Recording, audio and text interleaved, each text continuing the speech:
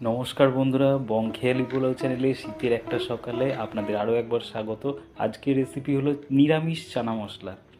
এই কিমা আস্তে আস্তে কাটো, হাত কেটে ফেলবে তো এত তাড়াতাড়ি করে কাটতে গেলে। আস্তে আস্তে নাম যেহেতু চানা মশলা, কাজেই একটু তো মশলা থাকবেই। এই মশলাগুলো দিয়ে আজকে বেশ কিছু দর্শক বন্ধুরা বলছিলেন যে তাদের জন্য কিছু নিরামিষ রেসিপি পোস্ট করতে, কেন কি তারা তো ননভেজ খান না। তো এই রেসিপিটা বেসিক্যালি সবার জন্যই, কিন্তু সেই দর্শক বন্ধুদের জন্য যারা রিকোয়েস্ট করেছিলেন নিরামিষের জন্য। ওই ওভারনাইট ছোলা ভিজিয়ে রাখা বা বেশ কয়েক ঘন্টা ভিজিয়ে রাখা, এত ধৈর্য না আমার ঠিক আসে না।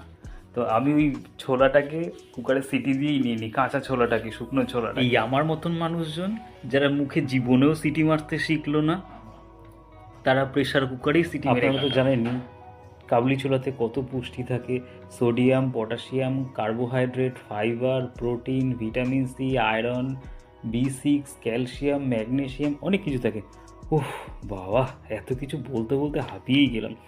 নিন নিন, আপনারা যদি এখন আমার জ্ঞান শুনতে শুনতে অজ্ঞান না হয়ে গিয়ে থাকেন, তাহলে বাকিটুকু আপনারা এই চানা মশলাটা লুচি, রুটি, পরোটা সব কিছুর সাথে আমি খেয়ে নিতে পারবো।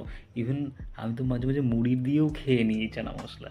যদি সেটা আপনারা ট্রাই করুন না, খুবই বাজে লাগে। শেষে কাসুরি মেথিটা দিতে কিন্তু ভুলবেন না, ওটার জন্যই টেস্টটা ডিফারেন্ট হবে। আপনারা হয়তো এর মধ্যে মশলাই খুঁজে পাচ্ছেন না, কিন্তু এটা খেয়ে দেখবেন, ভীষণ টেস্টি হয়েছিল। ভালো থাকবেন সবাই, টাটা।